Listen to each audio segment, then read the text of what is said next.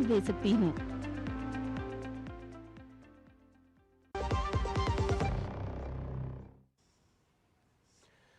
Break के बाद एक बार फिर आप सभी का स्वागत है और अब बात होगी दिव्य भव्य महाकुंभ की। लेकिन इस दिव्य भव्य महाकुंभ से चिढ़ती सियासत का एक ऐसा वर्ग है जो इस महाकुंभ से चिढ़ रहा है। आखिर कौन है वो?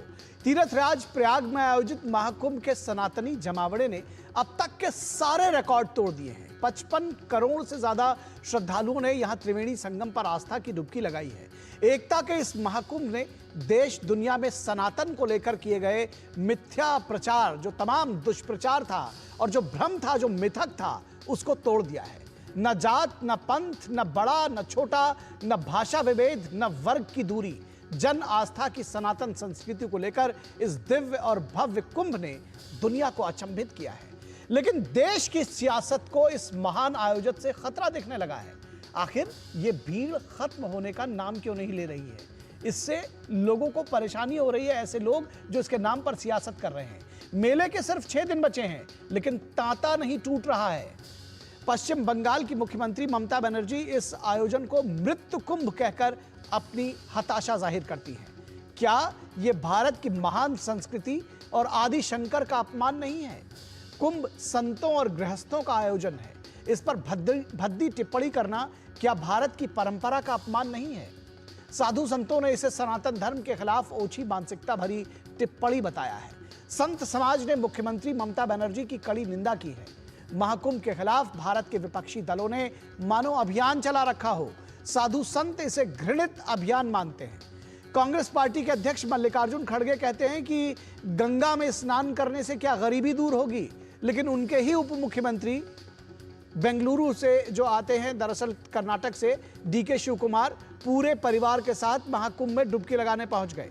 लालू प्रसाद यादव ने भी कुंभ को लेकर कहा कि कुंभ का कोई मतलब नहीं है, ये सब फालतू चीज है। लेकिन उनके बिहार से लोगों के आने वालों का, कुंभ पहुंचने वालों का तांता लगा हुआ है। समाजवादी पार्टी के नेता अखिलेश यादव तो कई हाथ आगे बढ़े हुए हैं। उनके सामने दुष्प्रचार का सबसे बड़ा एजेंडा महाकुंभ है, लेकिन खुद पूरे परिवार के साथ वीवीआईपी प्रोटोकॉल के साथ डुबकी लगाने आते हैं। लेकिन योगी सरकार पर आरोप लगाते हैं कि सारा पैसा कुंभ के आयोजन पर खर्च हो गया, तो किसानों को देने के लिए अब कुछ बचा ही नहीं है। भारत की पहचान सनातन परंपरा से है। अगर इसे भी ना माने तो भारत की अर्थव्यवस्था में सनातन की सांस्कृतिक, सामाजिक और आध्यात्मिक प्रश्रय में महत्वपूर्ण योगदान है। इसे बदनाम करना लाखों करोड़ों लोगों की जीविका के साथ कुठाराघात करना भी माना जाएगा। ये समझिए कि कुंभ से जो आर्थिक लाभ हो रहा है, जो रेवेन्यू जनरेशन हो रहा है और जो आम लोग वहां से कमाई कर रहे हैं, अगर आप कुंभ पर कुठाराघात करते हैं तो उनकी कमाई पर भी कुठाराघात होगा। यह भी समझने की जरूरत है।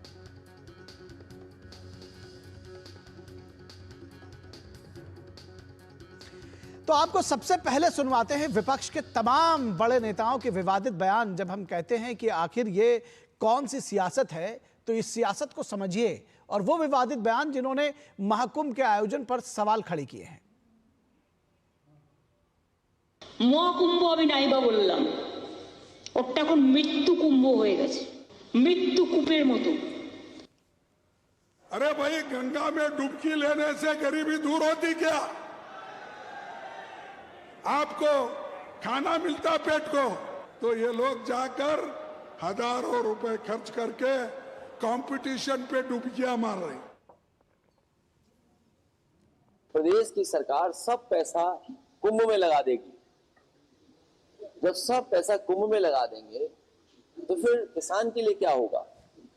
सबसे अर्थव्यवस्था को मजबूत करने के लिए हमारी खेती, किसान और उससे संबंधित अगर योजनाएं बनेंगी और उनकी मदद होगी तो हमारा देश भी खुशहाल होगा।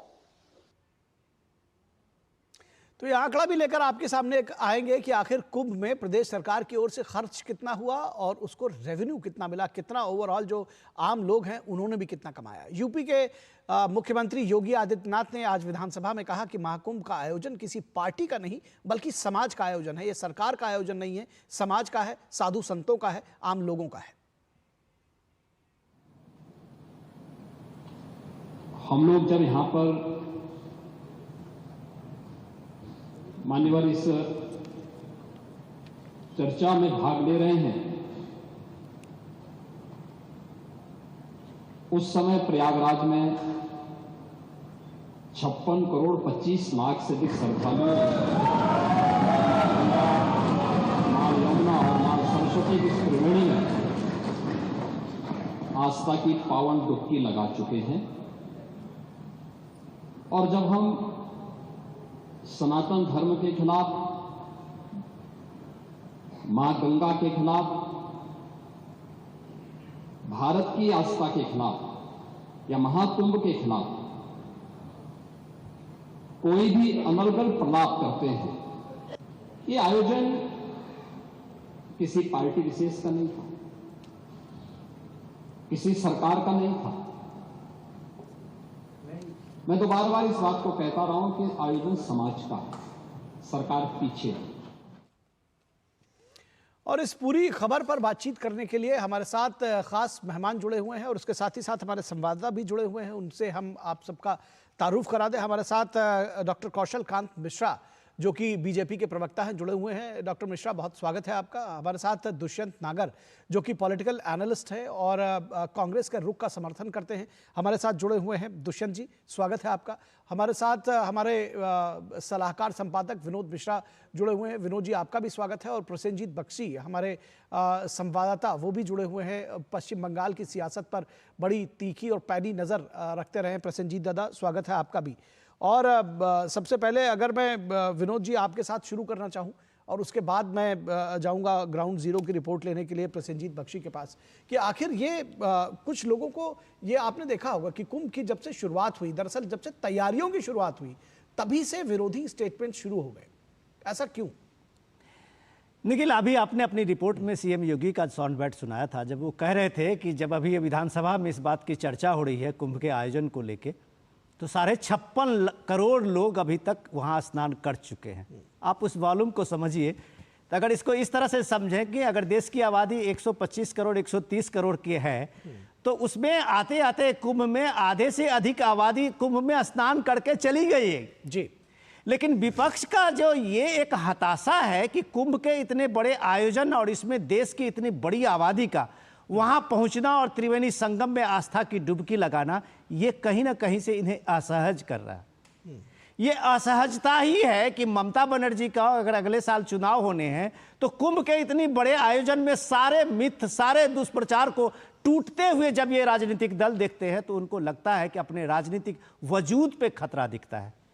क्या सनातन की इस परंपरा, आदिशंकर की इस परंपरा, हजारों साल की इस परंपरा, उसको अगर कोई मृत्यु कुंभ कहे तो मुझे लगता है कि हिंदुस्तान में जो संत समाज आज रिएक्ट कर रहे हैं, जिस तरह से उस बात की तीखी टिप्पणी आ रही है, मुझे लगता है कि वो भी कम है। वो शर्मनाक है उस पॉलिटिकल लीडर से जो इस तरह के बयान देके और कुंभ के इस बड़े आयोजन को किसी सरकार के मत्थे पर मढ़ के वो अपनी राजनीति कर रहे हैं। क्या ये कुंभ का आयोजन योगी आदित्यनाथ का है या पीएम मोदी की है? ये समाज के आयोजन है, जिस बात को हम लोग हमेशा चर्चा कर रहे हैं। समाज के आयोजन में सरकार की एक छोटी सी भूमिका एक सहूलियत देने की होती है जी। और इतने बड़े आयोजन को आप इस तरह से दुष्प्रचारित कर रहे हैं। क्या लोगों ने माना? पूरे देश में अभी आप देखिए कि हर दिन वहां 1 करोड़ से 1.5 करोड़ लोग स्नान करते हैं। निखिल, आज कुंभ की ये हालत है, ये मैं अभी आया हूं कि अब वहां ना कोई नागा साधुओं का है डेरा, ना वहां अखाड़े के हैं, सारे उन लोगों का पर्व स्नान हो चुका है। माघ पूर्णिमा के बाद भी 1.5 करोड़ लोग आ रहे हैं, तो ये आप कह सकते हैं कि ये आस्था का सबसे बड़ा पुनर्जागरण का ये युग है। और ये पुनर्जागरण से खतरा है तो ममता बनर्जी को मृत्यु कुंभ दिखने लगा है। अखिलेश यादव को अब बजट में चिंता है कि पैसा वहां चला गया है, लोगों को क्या मिलेगा। ये सारे, लालू यादव कहते हैं ये फालतू का कुंभ है। ये सारे अभी मल्लिकार्जुन खड़गे के देखिए, कांग्रेस पार्टी के अध्यक्ष है और वो कह रहे हैं कि कुंभ में नहाने से, डुबकी लगाने से गरीबी दूर होती है। तो अपने सीएम, डिप्टी सीएम को बोलते, वहां के नेताओं को बोलते कि तुम्हारी क्या गरीबी दूर हुई वहां जाकर। तो ये जो आप भ्रमित कर रहे हैं कुंभ के आयोजन को, समाज ने आपको एक तरह से इसका जवाब दिया है। जो आज भी 1 महीना बीत जाने के बाद भी प्रतिदिन वहां अगर 1.5 करोड़ लोग पहुंच रहे हैं, तो ये सबसे बड़ा तमाचा है उन पॉलिटिकल लीडरों को जो कुंभ के बारे में अब तक दुष्प्रचार करते रहे। ठीक है प्रसेनजीत बख्शी के पास आएंगे। प्रसेनजीत बख्शी, ये जिस तरह से आपने देखा और पिछले कई वर्षों से लगातार, चाहे वो चुनाव हो या दूसरे तमाम इवेंट्स हो, ये देखा जाता है कि पश्चिम बंगाल में हिंसा हो जाना बड़ा आम बात है। वो चुनावी हिंसा से जुड़ी हुई चीज़ें हो सकती हैं, कुछ भी हो सकता है। जो स्वयं अपने प्रशासन पर जिसकी पकड़ ना हो और एक के बाद एक हिंसा की घटनाएं होती हो, वहां पर जहां सवाल उठाए जाते हो सरकार के ऊपर, वो सवाल उठा रही है। और मृत्यु कुंभ कहा उन्होंने इस महाकुंभ को। क्या कहां पर निगाहें थी, कहां पर निशाना था, क्या साबित करना चाहती ममता बनर्जी?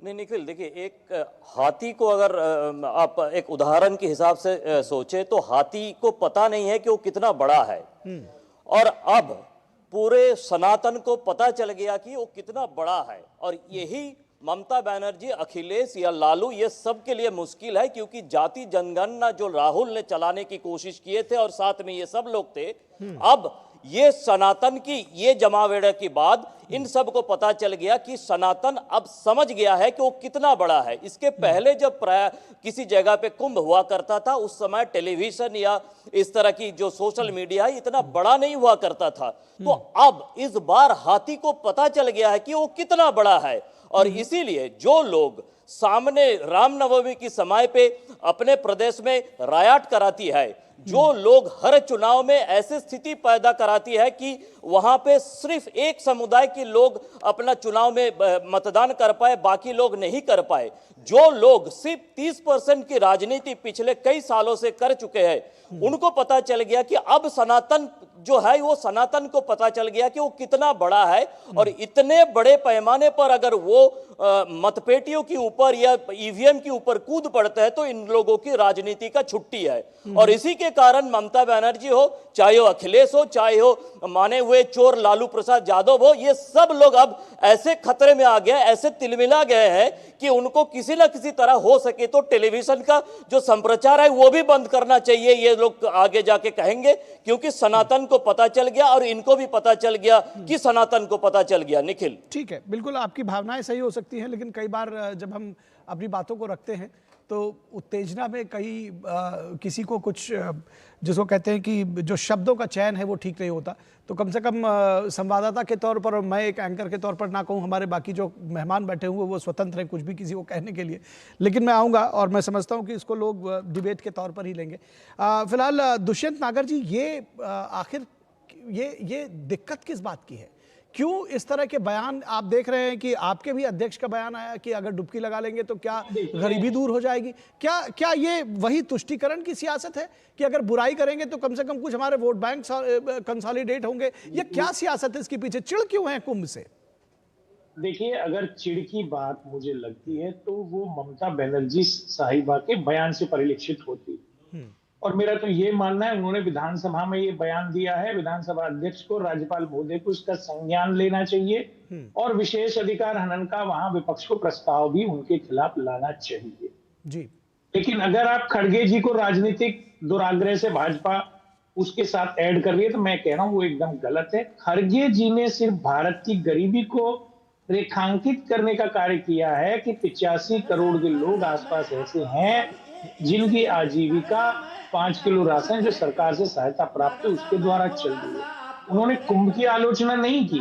मैं बताना चाहता हूँ, आपके माध्यम से देश को बताना चाहता हूँ, कुंभ पर अंग्रेजों ने बैन लगाया था, पंडित जवाहरलाल नेहरू, प्रमोद तिवारी ने ममता बनर्जी का समर्थन किया है। सुनिए नागर साहब, ममता बनर्जी का कांग्रेस पार्टी ने समर्थन किया उस मृत्यु कुंभ का। ठीक है, आप ये जोड़िए उसमें। विनोद जी आपका सवाल मैं आपको करेक्ट कर रहा हूं, मैं आपको करेक्ट कर रहा हूं। आप जो कह रहे हैं, अच्छा सुनिए, आप दोनों लोग सुन लीजिए, विनोद जी भी सुन लीजिए और दुष्यंत जी भी सुन लीजिए, विनोद जी भी सुन लीजिए। मेरा टर्म है। जी दुष्यंत जी, बिल्कुल आपका टर्म है, न्याय होगा, बिल्कुल न्याय होगा। सर मुझे थोड़ा सा सुन लीजिए, मुझे 5 सेकंड सुन लीजिए दुष्यंत सर। मैं कह रहा हूं, मैं विनोद जी आप फिलहाल बीच में ना बोले, आपका सवाल जो है वो रजिस्टर हो गया है। मैं आपकी तरफ से पूछ लेता हूं। दुष्यंत नागर जी वो एक चीज और जोड़ रहे हैं, जो आप सारा जवाब जो दे रहे हैं उसमें कह रहे हैं कि भाई प्रमोद तिवारी आपके इतने मान्य नेता हैं, उन्होंने ममता बनर्जी का समर्थन किया आज। तो जवाब आप जब देंगे तो इसको भी इंक्लूड करिएगा जी। हाँ, उन्होंने किया है, किस दृष्टिकोण को उसमें केंद्र में रख के किया है वो मेरे को देखना पड़ेगा। लेकिन मैं जो कह रहा हूं, मैं ये कहना चाहता हूं कि पंडित जवाहरलाल नेहरू भारतवर्ष के महानतम नेता, जिन्होंने पहला कुंभ 1940 में अंग्रेजी प्रतिबंध को तोड़ते हुए जाके वहां पवित्र स्नान किया था, और तब से आज तक, आजादी के बाद जब भारत में गणतंत्र लागू हो गया, संविधान लागू हो गया, कुंभ पर अंग्रेजों ने प्रतिबंध लगा दिया था।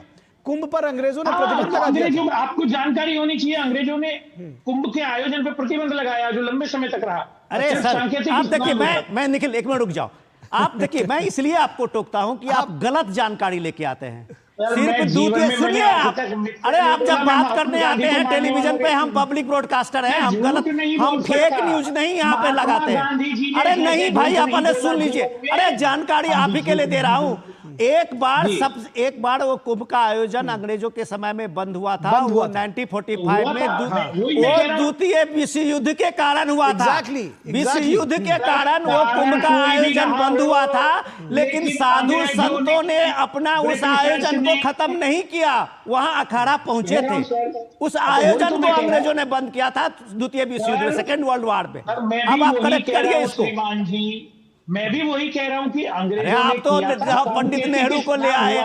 पंडित नेहरू के प्रधानमंत्री में पहली बार कुंभ 1956 में हुआ था प्रयागराज में, जिसमें वो बड़ा भगदड़ मची और स्टैम्पेड हुआ था, 800 लोग मरे थे। ये था उनका सबसे बड़ा योगदान। अब आप सुनिए, इतिहास सुनना चाहते हैं तो।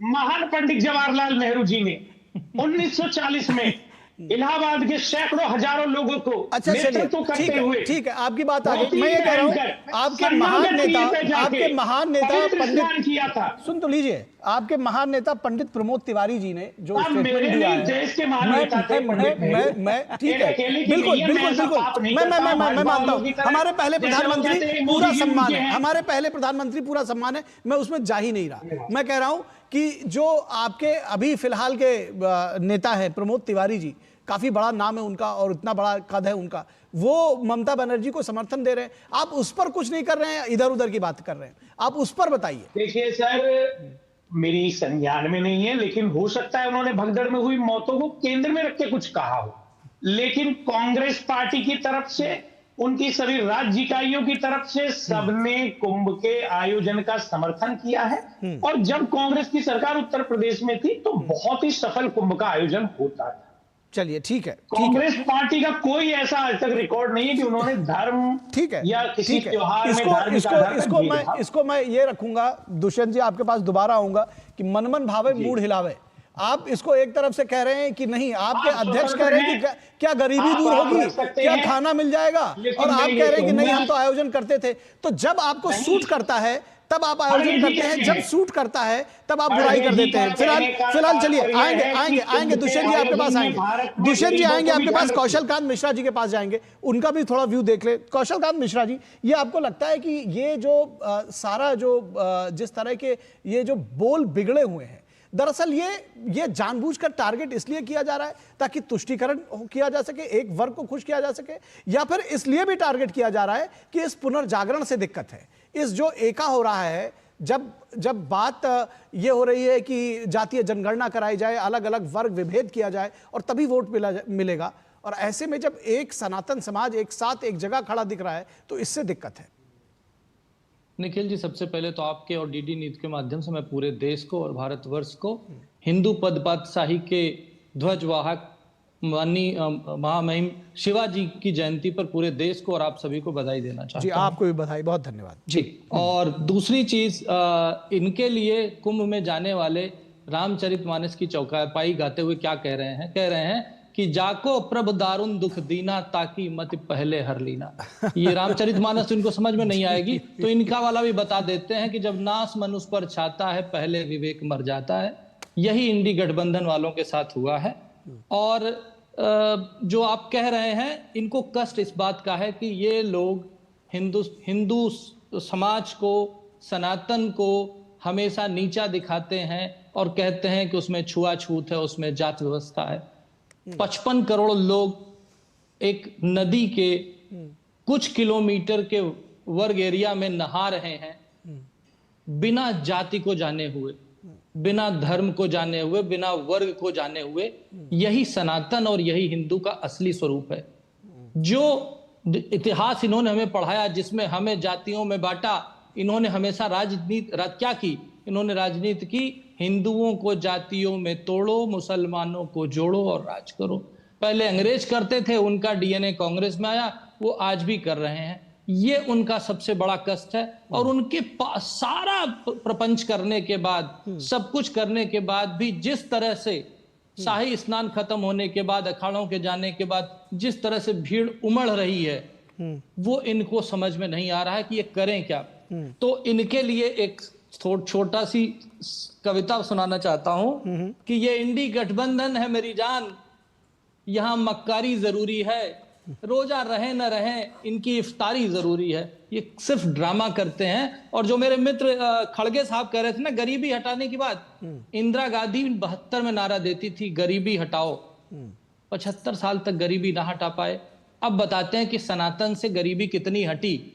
अगर हम सिर्फ कुंभ आयोजन की बात करें तो जो आंकड़े बताते हैं करीब 1250 करोड़ रुपए कुंभ में खर्चा हुआ है। और जो इकोनॉमिस्ट का अपना आकलन है कि इस बार करीब 3.5 लाख करोड़ की इकोनॉमी कुंभ से जनरेट होगी। ये तो कुंभ की रही बात। अगर हम मंदिरों की इकोनॉमी की बात करते हैं, सनातन धर्म की इकोनॉमी की बात करते हैं, तो सबके लिए बता दूं कि पूरे देश में एनएसएसओ का आंकड़ा 2019 का ये कहता है कि जीडीपी का 2.32% मंदिर की इकोनॉमी से आता है, जो हमारे देश की हेल्थ बजट से बड़ा है, देश के एजुकेशन से बजट से बड़ा है, और दोनों से बड़ा है। और अब का जो लेटेस्ट एवरेज है वो ये कह रहा है कि लगभग, क्योंकि 1.5% से लेकर 4.5% तक वेरी करती है, लगभग 3% इकोनॉमी है जो देश के डिफेंस बजट से भी बड़ा है। और हम केवल अकेला ऐसा धर्म है जिनसे सरकार को पैसा मिलता है। सरकार हमें पैसा नहीं देती है, सरकार हमारी इकोनॉमी से पैसा कमाती है। और ये सरकार, कांग्रेस सरकार को सोचना चाहिए ना, इतने सालों तक इन्होंने तमिलनाडु के मंदिरों से 5 लाख किलो सोना सरकार ने 1977 से लेकर 2015 तक उनके अपना एफिडेविट कहता रखा हुआ है। ये क्यों रखा हुआ है? क्यों सनातन से लिया? ये लोग सनातन की खाते हैं और सनातन को बांटकर राजनीति करते हैं। यही इनका असली चेहरा है। और ये इस समय कुंभ के महान आयोजन से बिल्कुल बिलबिला गए हैं कि ये क्या हो रहा है। ये एक तरफ जाति की जनगणना कह रहे थे, दूसरी तरफ सारा हिंदू यूनाइट होकर के कुंभ में सब कुछ भूल गया है कि जाति क्या होती है, वर्ग क्या होता है, क्लास क्या होता है। यही इनकी सबसे बड़ी कष्ट है। ठीक है दुष्यंत नागर जी, आपने सुना कि दरअसल जो एकता है उससे दिक्कत है, और यही कष्ट है कि भाई जो हमारा वर्ग है, जो हमारा वोटर है, जिसको हम अलग करना चाहते हैं, वो तो साथ में कंधे से कंधा मिलाकर सब एक साथ खड़े हुए हैं। तो फिर सियासत आगे कैसे चलेगी? और इसमें साथ साथ जो इसका आर्थिक पहलू है, 1250 करोड़ रुपए खर्च किए और 3.5 लाख करोड़ रुपए की इकॉनमी अगर जनरेट हो रही है, तो इस पर साधुवाद देंगे आप उत्तर प्रदेश सरकार को? देखिए, ये आयोजन कोई भारतीय जनता पार्टी का आयोजन नहीं है, बिल्कुल नहीं है। ये आयोजन उत्तर प्रदेश सरकार का आयोजन नहीं है। ये आयोजन का एक क्रम है।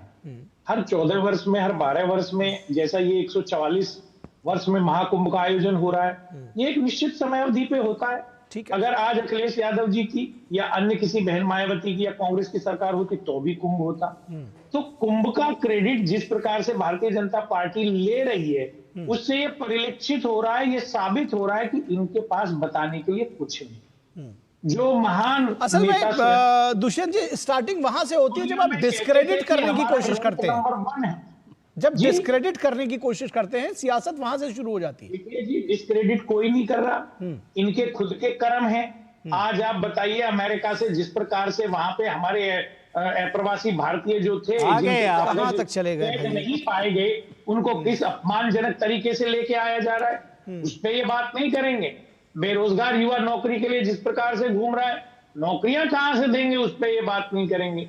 इकोनॉमी में जिस प्रकार से दिक्कत आ रही है, कुंभ के जरिए रोजगार की तो बात हुई है। वो अभी मंदिर के इकोनॉमिक्स में इतनी सारी बातें की उन्होंने, वो फिर कुछ कहना चाह रहे हैं। मंदिर निखिल जी, वो सनातन धर्म की है, वो भारतीय जनता पार्टी की नहीं है। वो तो धर्म के मंदिर हैं। उसका भाजपा की उपलब्धि से क्या लेना देना है? ये जो उसको आप मान नहीं रहे, उसको आप मान नहीं रहे, लेना देना की बात नहीं है। उपलब्धि आप उसको कहाँ क्रेडिट करते हैं? आप तो उसको डिसक्रेडिट करते रहे ना। निखिल जी ठीक है, जवाब ले लेते हैं कौशल कांत मिश्रा जी का। सर, दुष्यंत जी, कौशल कांत जी का जवाब ले लेते हैं जी। सर दुष्यंत जी ये वही कांग्रेस सरकार है जिनके समय में जब फ्रेजाइल 5 में शामिल हुए थे तो हमें कहा जाता था Hindu rate of growth. Please sir, please क्यों बीच में बोल रहे हैं सर? 87 रुपए का हो गया। अच्छा सुन तो लीजिए उनको। 87 रुपए का नहीं हुआ सर। अरे भाई सुन लीजिए। फ्रेजाइल 5 के समय में कितना था, जिसको आप फ्रेजाइल 5 इकोनॉमी बोलते हैं, तब डॉलर की कीमत क्या थी? कृपया मुझे बता दीजिए। ठीक है, अब जी, सुनिए, मैं अब जवाब सुन लीजिए। सुदर्शन जी, आप पढ़े लिखे आदमी लगते हैं मुझे, तो मुझे बोलने का मौका दे। मैं सिर्फ ये कह रहा हूं कि जब आप फ्रेजाइल 5 में थे, जब देश को आपके इकोनॉमिस्ट लेके गए थे फ्रेजाइल 5 में, उस समय वर्ल्ड में कहा जाता था हिंदू रेट ऑफ ग्रोथ, और आज का हिंदू रेट ऑफ ग्रोथ ये कहता है कि हम दुनिया की फास्टेस्ट ग्रोइंग इकोनॉमी है, हमारा जीडीपी किस तरह से बढ़ रहा है। इसके अलावा मैं सिर्फ ये कहना चाहूंगा कि जिस तरह से आप लोगों ने हिंदू आतंकवाद की थ्योरी गढ़ी थी ना, आपके लोगों ने ही गढ़ी थी ना सिर्फ। अरे सर प्लीज दुष्यंत जी, मेरे बोलने के बाद बोल दीजिएगा। दुष्यंत जी प्लीज, मैं तो सिर्फ ये कह रहा हूं भाई, हिंदू आतंकवाद खत्म कहां है, क्यों हो गया, सब लोग बरी क्यों हो गए? हिंदू आतंकवाद की थ्योरी, करकरे साहब को गोली लगी थी, ये तो अच्छा हुआ तुकाराम ने हमले ने उसको पकड़ लिया, जिसकी वजह से, नहीं तो वो कलावा बांध के आया था। आप लोग तो उस थ्योरी को सत्यापित करने में लगे थे, और मैं नहीं, कांग्रेस का गृह मंत्री, कांग्रेस के नेता कहते थे हिंदू आतंकवाद। एक तरफ आप डॉक्टर साहब आप विषयांतर मत कीजिए। विषयांतर नहीं कर रहा हूं मैं, नहीं डॉक्टर साहब एक मिनट, मैं आता हूं। विनोद जी आ रहे हैं, पहले कौशल कांत जी को खत्म कर दीजिए। सिर्फ 10 सेकेंड। ठीक है आप ये कहते हैं कुंभ का प्रचार प्रसार भारत अरे सर, 10 सेकंड तो बोलने दीजिए दुष्यंत जी, 10 सेकंड कुछ नहीं होते। कुंभ का प्रचार प्रसार अगर भारत सरकार नहीं करेगी तो क्या पाकिस्तान, अफगानिस्तान और इंग्लैंड की सरकार करेगी? ठीक है, दुनिया में कुंभ का वर्चस्व और कुंभ की कल्पना केवल भारत में ही हो सकती है। अगर भारत नहीं रहा तो कुंभ की कल्पना नहीं पॉसिबल है। लेकिन आप तो हज हाउस बनाएंगे जो उनके यहाँ हराम माना जाता है, आप हज में सब्सिडी देंगे जो उनके यहाँ हराम माना जाता है, और उसके लिए देंगे और उसके लिए ढोल पीटेंगे। आप अरे क्या बात करते हैं? सरकार कितना अरे छोड़िए दुष्यंत जी, कुंभ को भारत सरकार, उत्तर प्रदेश की सरकार क्यों नहीं बढ़ाएगी, क्यों नहीं बताएगी, ये बताइए ना। कुंभ भारत का उत्सव है, सनातन का उत्सव है, हिंदुओं का उत्सव है, और भारतीय जनता पार्टी की सरकार, योगी जी की सरकार उसके प्रमोशन के लिए, उसके प्रमोट करने के लिए सब कुछ करेगी, और उसका नतीजा कि पूरे विश्व से लोग आ रहे हैं। 60 देशों की लोगों की पॉपुलेशन जो है, 60 देशों की पॉपुलेशन से ज्यादा लोग वहां आ चुके हैं, विश्व के हर देश से लोग आ रहे हैं। ठीक है, विनोद जी कुछ कहना चाह रहे हैं, चलिए। 3.5 लाख करोड़ का फायदा हुआ, क्या बात करते हैं? मोदी खाने लायक नहीं लगी कांग्रेस। नहीं, अब एक दूसरे पर मत बोलिए। चलिए दुष्यंत जी चर्चा को आगे बढ़ाते हैं। दुष्यंत जी चर्चा को आगे बढ़ाते हैं। दुष्यंत जी ठीक है। कौशल कांत जी आपका पॉइंट आ गया। दुष्यंत जी आप दोनों लोग शांत हो जाएं, कहते हैं जो ठीक है, ऐसे बात करते हैं, वो कहां से सनातन की बात करेंगे? ठीक है। कांग्रेस कम से कम हमें आईना ना दिखाए। कांग्रेस पहले आईने के सामने खड़ी होकर तो देखे उसने क्या क्या किया है। अरे राम मंदिर को फैसले को रोकने की बात करने वाली कांग्रेस है। इतना नीचे गिर गई है कांग्रेस, इसीलिए। अच्छा मानिए आप दोनों आदमी चुप हो जाए। अरे चलिए ठीक है, आप दोनों लोग शांत हो जाएं। विनोद जी कुछ कहना चाह रहे हैं। नागर साहब हम बहुत देर आप लोगों का डिस्कशन सुन रहे थे, डॉक्टर साहब भी बोल रहे थे, आप बोल रहे थे, पब्लिक में तो कुछ सुनाई दे, कम से कम एक दूसरे के ऊपर बोलते हैं, किसी को कुछ समझ में नहीं आता। कम से कम सबसे बड़ी बात तो ये है। नागर साहब एक मिनट, आप तो बहुत दिन से बहुत बड़े पैनलिस्ट हैं, इतने दिन से आते हैं, ये अलग बात है कि थोड़ा सा जो झोल पैदा हुआ है इसलिए कि आप पहले पुराने समाजवादी जब कांग्रेसी बन जाते हैं तो थोड़ा सा उनको वो पॉइंट ढूंढने में टाइम लगता है। आप रख रहे हैं, अच्छी बात है, और आपने मजबूती से रखी है। मेरा उससे कुछ नहीं था, हमारा आज का सिर्फ यही एजेंडा है कि ये कुंभ का आयोजन जो है, महाकुंभ के आयोजन ने आपके पूरे विपक्ष की सियासत में झोल पैदा कर दिया है। आपके नेता अखिलेश यादव जो आपके पुराने नेता रहे हैं, वो रोज अपना ट्वीट आप उनका देखिए एक्स हैंडल पे, वो कुछ ना कुछ कुंभ के एजेंडे को लेके आते हैं। कभी उसके इससे दिक्कत है, कभी यहाँ दिक्कत है, कभी ट्रैफिक में दिक्कत है, कभी व्यवस्था में दिक्कत है, कभी खुले आसमान के नीचे लोग सोए हैं इस पे दिक्कत है। लेकिन भाई साहब वही आज अखिलेश यादव का सुनिए, वो कह रहे हैं कि हम हर्षवर्धन के नाम पे वहाँ मूर्ति लगाएंगे। अरे हर्षवर्धन के नाम पे जब आपकी सरकार होगी तब आप कन्नौज में और प्रयागराज में लगाएंगे मूर्ति, तो ये लगाने का ये सम्मान अगर आपको देना था तो आप मुलायम सिंह यादव का जो कुंभ के आयोजन में आपने मूर्ति लगा दी, उसे बदले में आप हर्षवर्धन का लगाते। जो राजा हर्षवर्धन ने कुंभ का बड़ा आयोजन किया था, ऐसे बहुत बड़े बड़े राजा जो हुए हैं वो कुंभ का आयोजन किया है अपने दौर में। आपने इतिहास में कभी नहीं पढ़ाया, आज अखिलेश यादव को हर्षवर्धन की भी याद आ गई है। रही बात इसकी कि कुंभ ने, आपके इस महाआयोजन ने विपक्ष के उस सारे नैरेटिव को हिला दिया। इस पे चर्चा करिए। वो नैरेटिव्स को इसलिए हिला दिया है कि इस कुंभ का नाम, महाकुंभ का, एकता का महाकुंभ रखा गया था। आपको इससे दिक्कत है। सियासत यहां से शुरू होती है जब इसको एकता का महाकुंभ कहा गया। और एकता का नागर साहब सुन लीजिए, आप कांग्रेस को छोड़िए, कांग्रेस पार्टी आज कौन सी पार्टी रह गई है ये लोगों को भी नहीं पता है। आप सिर्फ इतना ही सुन लीजिए कि एकता का महाकुंभ से ये दिक्कतें जो शुरू हुई है, इसके दिक्कत के कारण ये सारे बयान है। ये बयान अगर खड़गे जी देते हैं कि गंगा नहाने से गरीबी नहीं दूर होती, तो शायद इसी बयान के कारण राहुल गांधी, प्रियंका गांधी का एक हफ्ते से प्लान बन रहा है कि संगम जाएंगे, त्रिवेणी संगम में जाएंगे, आज तक नहीं जा पाए। वो मान गए कि कुंभ में नहाने से गरीबी दूर नहीं होती, लेकिन उनके सारे नेता डुबकी लगा रहे हैं, अखिलेश के नेता सारे डुबकी लगा रहे हैं।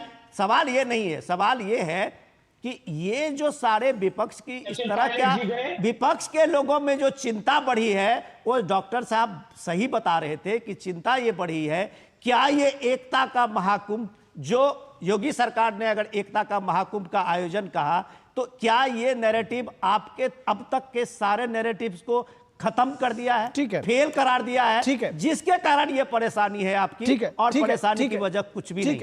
ठीक है। मैं इसमें पब्लिक का थोड़ा रिएक्शन जानना चाहता हूं। प्रसेनजीत बख्शी के पास चलेंगे। प्रसेनजीत बख्शी, जो ये मृत्यु भोज, जिसका जो शब्दावली, जो टर्म उन्होंने यूज किया, जाहिर तौर पर इस पर बहुत रिएक्शन है जो पब्लिक है जी। मृत्यु कुंभ, माफ कीजिएगा, बिल्कुल माफी चाहूंगा, मृत्यु कुंभ उन्होंने कहा। मैं कह रहा हूं कि ये इस पर आम पब्लिक का और खासतौर पर पश्चिम बंगाल में क्या रिएक्शन है? नहीं देखिए निखिल, अगर पश्चिम बंगाल से प्रयागराज की तरफ जाने की सारे के सारे रोड लिंक को देखे, चाहे हो कोलकाता से हो, चाहे हो दुर्गापुर आसनसोल से हो, चाहे हो मुर्शिदाबाद मालदा या सिलीगुड़ी से हो, सारे की सारे रास्ता खचाखच भरती है अभी भी, आज भी। और ये ममता बनर्जी को पता है कि किस तरह से लोग, अगर ट्रेन चढ़ के नहीं जा पा रहा है, अगर फ्लाइट का टिकट नहीं मिल रहा है, तो सारे के सारे लोग गाड़ी लेकर निकल पड़े हैं। तो यही सबसे बड़ा जवाब है जी। हाँ, ये जो इंफॉर्मेशन ममता बनर्जी के पास है, और 1 साल बाद चुनाव है, और अगर इस बार राहुल गांधी बंगाल पहुंच जाता है बंगाल की चुनाव में कैंपेन करने के लिए, तो 30% की जो जिसकी ऊपर ये लोग अपने चुनाव लड़ते हैं, वो 30% में अगर किसी तरह से दरार आ जाए, तो ममता बनर्जी अपना 2026 की अपना जो चुनाव है वो ठीक तरह से लड़ पाएंगे या नहीं लड़ पाएंगे। और इतने गाड़ियों की भीड़ प्रयागराज की तरफ, सब कुछ लेकर, जैसे मैंने बता रहा था कि ये सब बिलबिला गए हैं, तो ये जो विधानसभा के अंदर इस तरह की बयान देना उसी का नतीजा है। नहीं तो जिस तरह से हर एक सनातनी पर्व में हिंदुस्तान में, चाहे हो दुर्गा पूजा हो, चाहे हो रामनवमी हो, चाहे हो सरस्वती पूजा हो, चाहे हो माँ काली की पूजा हो, हर पूजा में जिस तरह से सनातन को बंगाल में दबाया जाता है, राइट हुआ करते हैं, और राइट में अगर किसी को गिरफ्तार किया जाता है तो अल्पसंख्यकों को 12 दिन में छोड़ा जाता है और बाकी लोगों को 3 महीना तक बेल नहीं मिलता है। तो ये जो सच्चाई सबको पता है, और ये सच्चाई सबसे ज्यादा पता है ममता बनर्जी को खुद। और इसीलिए जैसे उन्होंने शेख शाहजहां को विधानसभा के अंदर प्रोटेक्शन देने की बात कही थी, और उसी तरह से इस बार पूरे शेख शाहजहां की समाज को ये मैसेज देने के लिए ये मृत्यु कुंभ बता दिए हैं कि देखिए, चाहे जितने गाड़ियां आप प्रयागराज की तरफ जाए, आप चिंता मत करें, मैं आपके साथ हूं। और कांग्रेस अगर आ भी जाए, क्योंकि इस अभी जो कांग्रेस के साथ तृणमूल कांग्रेस के संबंध है, जिस तरह से अधीर चौधरी इंतजार में है कि 2026 की चुनाव में वो पूरी तरह से बंगाल में कांग्रेस के साथ मिलके काम करे, तो ये जो अगर ये बंटवारा अगर हो जाए, जो मालदा, मुर्शिदाबाद, दिनाजपुर के डिस्ट्रिक्ट है जहां पे कांग्रेस की ताकत है, जहां पे अधीर रंजन चौधरी की बात सुना जाता है, वहां पे अगर वो जो 30% है उसमें दरार आ जाए, तो इस तरह से सनातन को गाली देना जरूरी था, और वो भी विधानसभा के अंदर, क्योंकि वो रिकॉर्ड में चले जाए। जी बिल्कुल। तो हर बोल के पीछे सियासत है, और ये सियासत कहती है कि सनातन को, महाकुंभ को गाली दो, और यही वजह है कि कुछ ऐसे लोग हैं जिनको सनातन से नफरत है। जब हम ये कहते हैं तो मैं उस एक वर्ग की बात कहता हूँ, और जाहिर तौर पर दुष्यंत नागर इससे डिफर करेंगे, लेकिन जो बयान तमाम सारे आए हैं वो यही इसी बात को तस्दीक करते हैं। फिलहाल दुष्यंत नागर जी बहुत शुक्रिया, कौशल खान जी शुक्रिया, विनोद मिश्रा जी शुक्रिया, और प्रसेनजीत जदा आपका भी शुक्रिया हमारे साथ जुड़ने के लिए, बहुत धन्यवाद।